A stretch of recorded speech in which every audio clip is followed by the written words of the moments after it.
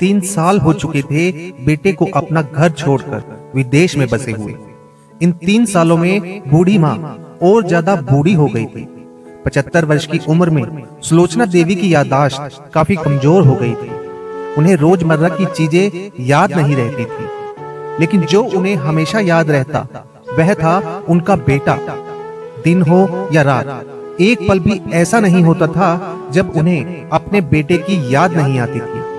दूसरी तरफ बेटा था जो साल भर में एक आध बार अपनी माँ को फोन कर लिया करता और 1-2 मिनट से ज्यादा बातें भी नहीं किया करता। फिर भी यह बूढ़ी माँ टकटकी लगाए अपने बेटे का इंतजार करती रहती। एक दिन बेटे का विदेश से फोन आया। हेलो हेलो, सुन रही हो ना माँ? अनिल बोल रहा हूँ, तुम्हारा बेटा। कैसी हो माँ? मैं ठीक हूँ बेटा। तुम बहू और पोता कैसे हो? माँ ने पूछा। सब अच्छे हैं माँ, मैं अगले हफ्ते गांव आ रहा हूँ तुम्हें लेने। अब हम लंदन में सब साथ में ही रहेंगे माँ। तुम्हारी बहू कह रही थी माँ को यहाँ पर लेकर आओ, बेचारी अकेली वहाँ परेशान होती होगी, बेटे ने कहा। माँ की बूढ़ी सूखी आंखें आंसुओं से भीग गई। उसके कमजोर शरीर की नस नस में खुशी की लहर दौड़ गई।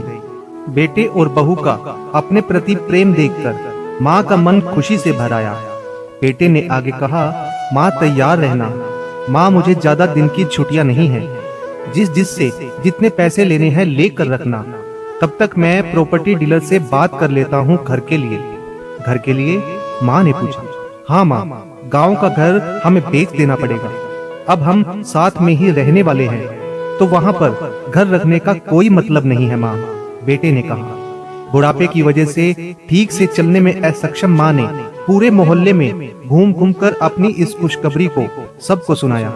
सभी को खुशी हुई। सभी को लगा माँ जी के आखिरी दिन अपने परिवार के साथ खुशी से बीत जाएंगे। घर वापस आकर माँ ने अपने घर के कोने कोने को ऐसे देखा जैसे वह अपने दूसरे बेटे को देख रही है। देखे भी क्यों ना, उस घर को अपने बेटे से कम थोड़ी समझा था। अपने पति के साथ 40 साल यहीं तो बिताए थे, लेकिन अब मजबूर थी बुढ़ापे के आखिरी साल बेटे और बहू के साथ बिताना चाहती थी। दिल पर पत्थर रखकर घर बेचने के लिए माँ तैयार हो गई। आनंद फानन में बेटे ने घर को आधे दामों पर बेच दिया।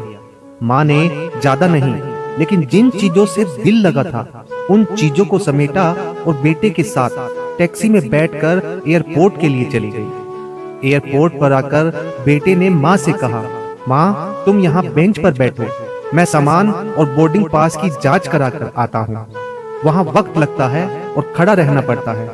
तुम्हें तकलीफ होगी, तुम यहीं आराम करो। मैं यूं गया और यूं आया। माँ बेंच पर बैठ गई और बेटा अंदर चला गया। काफी समय हो गया, बेटा वापस नहीं लौटा। माँ सोचने लगी ज्यादा भीड़ होगी, इसलिए देर लग रही होगी।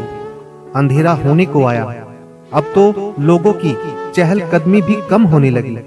माँ को अब चिंता होने लगी। एक कर्मचारी ने आकर पूछा, किससे मिलना है माँ जी आपको? यहाँ पर क्यों बैठी हो? डरती हुई आवाज में सुलोचना देवी बोली, मेरा बेटा अंदर सामान की जांच कराने गया है, लंदन जा रहे हैं हम। क्या नाम है माँ जी आपके बेटे का? कर्मचारी ने पूछा। अनिल नाम है मेरे बेटे का, सुलोचना देवी ने बताया। कर्मचारी अंदर गया और थोड़ी देर बाद बाहर लौटा।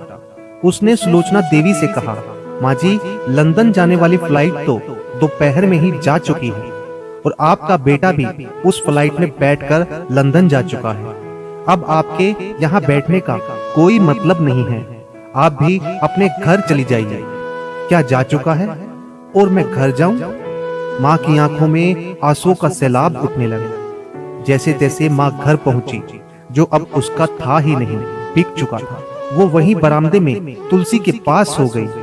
घर के नए मालिक को उस पर दया आई तो एक कमरा किराए से उसको दे दिया। पेंशन के पैसों से खाना और किराए का बंदोबस्त हो जाता था। दिन बीतने लगे। कुछ दिनों बाद घर के नए मालिक ने सुलोचना देवी से कहा, माँ जी आप अपने रिश्तेदारों के यहाँ जाकर क्यों नहीं रहती है? इस उम्र में आपके लिए वही अच्छा होगा। अच्छा तो होगा, लेकिन अगर मेरा बेटा वापस आया तो उसका ख्याल कौन रखेगा? मेरा बेटा बहुत भोला है, उसे अपना ख्याल रखना बिल्कुल नहीं आता। मैं कहीं नहीं जाऊंगी, क्या पता कब उसे मेरी जरूरत पड़ जाए, माँ ने कहा। दोस्तों, सच बता रहा हूँ, माँ की ऐसी बातें सुनकर मेरी आंखों में आंसू आ गए। किसी ने सच ही कहा है, पूत कपूत हो सकता है, लेकिन माता कभी कुमाता नहीं होती। दोस्तों, आप सभी से हाथ जोड़कर विनती करता हूँ, अपने माता पिता की जितनी हो सके सेवा करना, उनके साथ कभी बुरा बर्ताव मत करना। दोस्तों, अगर वीडियो पसंद आए तो वीडियो को लाइक शेयर जरूर करिएगा। अगर हमारे चैनल पर नए हैं तो हमारे चैनल को सब्सक्राइब भी जरूर करें। धन्यवाद।